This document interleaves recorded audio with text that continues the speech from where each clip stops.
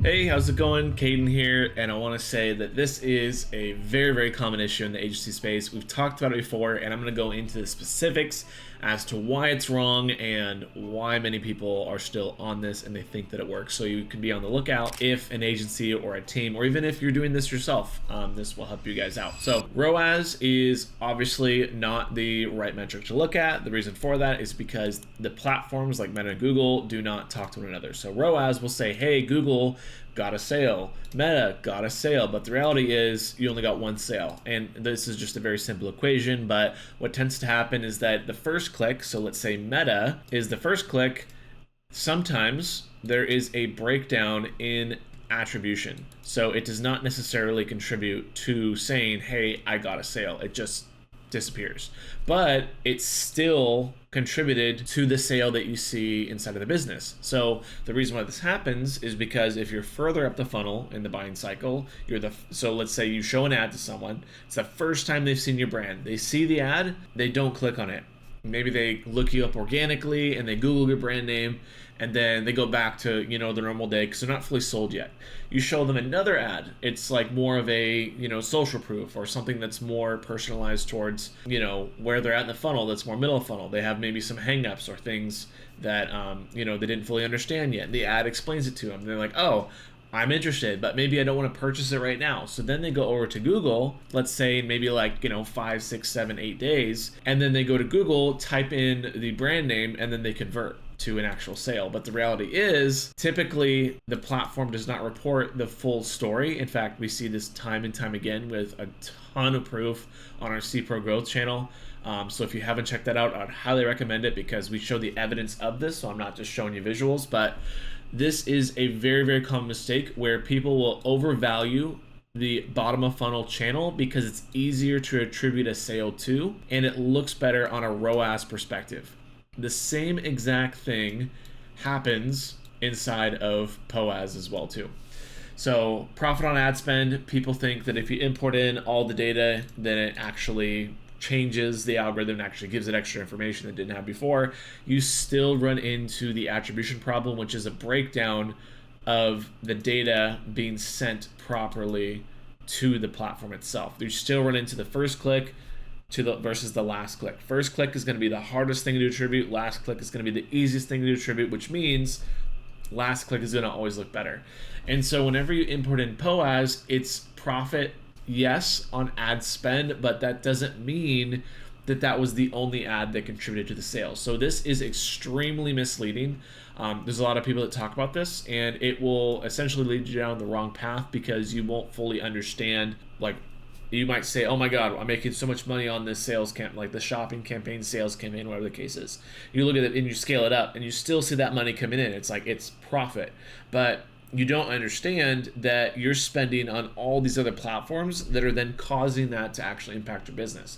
So then you might say, hey, Google Ads is at a 5x. And then you're saying, well, Meta on POAS is a 1x. So I'm going to scale down Meta because the profit isn't as high as Google. The same exact thing happens where Google then will eventually start to get worse and worse and worse. And then you get in a scenario where well, both campaigns are dead. What happened? How do I fix this problem? Or you hit a scaling wall and you can't necessarily grow your business anymore.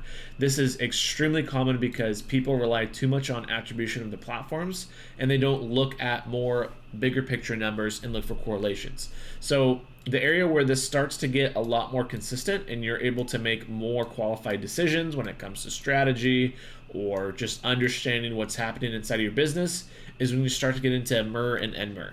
Now, this is the scenario where you have a metric. It's just like ROAS. So instead of doing the platform metrics, you're doing your total metrics. So it would be something like the total spend on Google and Meta, if those are your only two channels, with the total sales that you're at. So the actual calculation is your total sales divided by your marketing spend. So marketing spend, think of that, like I said, as just combining the spend of both Meta and Google with your total sales from everywhere. So we're talking organic, direct, everything. And then you're using that to give you a total ROAS for your entire business altogether. That totally eliminates any issues with the attribution, and it will throw it all together so you can see the actual health of your pipeline. Now, taking this a step further, because as we know, there are new customers and repeat customers.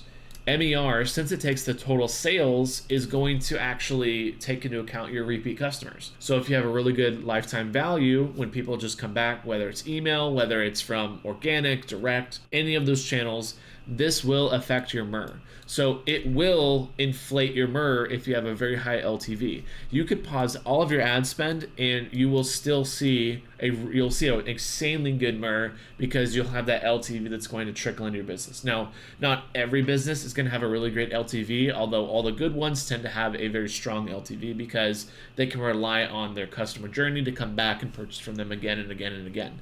Now, some journeys on a repurchase, so someone buys from you once, they might buy from you again, maybe, a month later, 3 months later, 6 months, a year, whatever that amount is.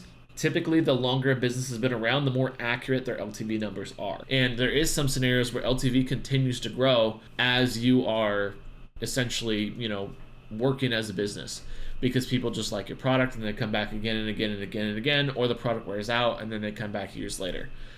So it's very, very beneficial to be aware that you have repeat customers inside of your pipeline that are going to inflate numbers. And this goes for ROAS as well too, and POAS. The main goal for marketing that we do is we want to segment out cold versus warm traffic, because that's going to give you growth versus just capturing repeat customers. Even if you see platforms that say exclude all existing customers, doesn't work. It will not exclude them all. You'll still get repeat customers inside of that campaign. So never trust that. We have proof of that on our other channel. If you're curious about it, like I said, check it out. But everything that I'm saying right now is backed up by proof. This is just the simplified version of the whole process. Okay, so NMYRR. What is NMYRR? So this is literally the same exact thing as MYRR, except it's only new customers. So we're looking at the total new sales divided by the marketing spend across the board. So we're seeing how good our funnel is at actually capturing new customers. And so what you might find if you have really good LTV is your MER might be, let's say, a 5x, right? And this is including repeat customers, because this is total sales. But then you look at your NMYRR, which is maybe only 2x. That means that there is a large gap between your repeat customers and your new customer efficiency. And what tends to happen in accounts is that their NMYRR actually looks more like this, and they're barely break even, and they can still actually gain and grow the business because they have a lot of repeat customers that come back again and again. Now, there are brands that might look at something like this, where they're at a 0.5x MYRR, and they're at a, globally 5x MYRR. Typically what happens is that people that are managing accounts is they will see good results, like we talked about earlier, inside of here, where they'll see a really good ROAS on Google and they'll begin to scale it up. When they scale it up, new customers start to drop off. Therefore, this looks good because the ROAS is amazing, but it's just capturing repeat customers. It's not actually growing the business. And so NMYRR actually looks horrible. And the reason for that is because you're not getting more new sales into the business. However, the MER looks fine, or at least it's stabilizing, because it's just capturing your repeat customers. I've had instances where we've literally turned off Google Ads and the MYRR actually, like the total sales stayed the same and the MYRR like doubled. And that was just because we realized that Google wasn't really contributing, or Facebook, same exact thing can go for that, was not really contributing to the actual benefits of the business. It was just looking good. It had a really good ROAS or a really good POAS, but it was actually just repeat customers coming back and buying again and again. They were typing in cold terms, brand was excluded, they still converted and came back again. So don't just think that cold terms inside of Google are actually new customers. It's going to be repeat customers as well as new customers. There is an argument there for retention, but that's something really, really important that I think everyone should be aware of, is that just because there are cold signals in the platform does not mean those are new sales. It could still be repeat customers coming through cold signals. Okay, so now this is sort of the last part of the equation. So we've gone from ROAS to POAS, then to MYRR, which is a big gap, and then to NMYRR, which is a smaller gap, and then it jumps into ENCAC and LTV. I would say this is probably a lot closer than this. So ENCAC, just if you do not know, this is how much you're paying to acquire a new customer. So think of it like this, where you have your total new customers, or your total spend.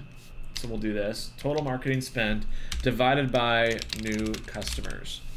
And so what this means is that we can say, okay, how much is my total marketing spend divided by the new customers I got in that date range. What am I paying to acquire a new customer? And then when you understand that, then a lot of times people say, okay, Google or Meta might look horrible, but I can see that it's contributing to more new customers, and my actual marketing spend is helping grow my business, even though the platforms aren't reporting that due to cookie degradation, due to people swapping devices, due to the algorithm outside of its attribution window, or people just see an ad, they don't necessarily click on it, and that's all guesses inside of the algorithm's eyes. There's not really any proof that an algorithm can say, hey, you saw this ad and now you converted.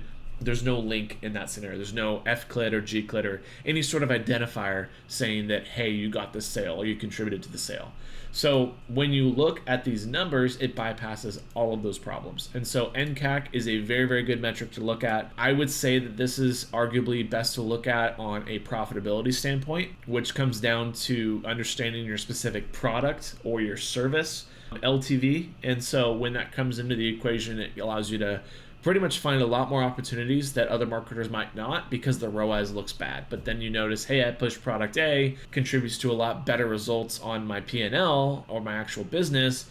Now I know to push that more and more, and other marketers don't. And so this allows you to scale pretty much behind the scenes, while all the beginning, noob, I guess you could say, marketers are still looking at ROAS and POAS and only look at attributed value, not actual gain in revenue on the back end of the business.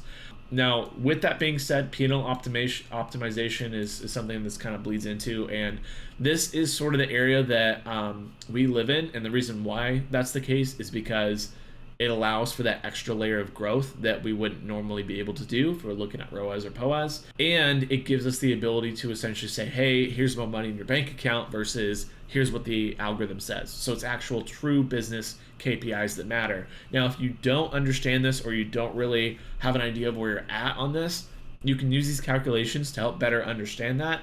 I'm going to be posting a sheet in this video below in the description that you can use to build out both this for e-commerce as well as lead generation. Lead generation is a little bit simpler, but it relies heavily on your sales team more so. E-commerce is a lot more consistent. So with that being said, we'll have those simple calculations below. Inside of the P&L optimization, we don't necessarily go as much into OpEx because that's more for your business. That's not necessarily for marketing as much. I mean, it is good to know, but we don't really have control over that. We're just looking at getting new customers. So with that being said, this is a good timeline picture as to where, if you're a beginner, you're over here. If you're advanced, you're over here. And businesses are at all these different stages, and so it's very important to get as far over to this side of the equation as possible, because this is where you can actually grow to a 9-figure brand.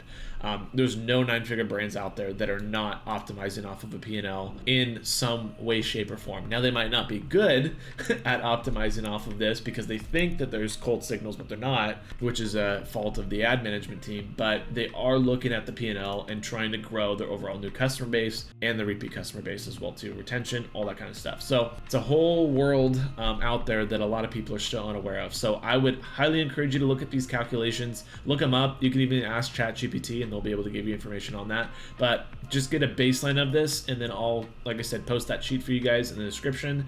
And yeah, hopefully see you guys in the next video. Thanks.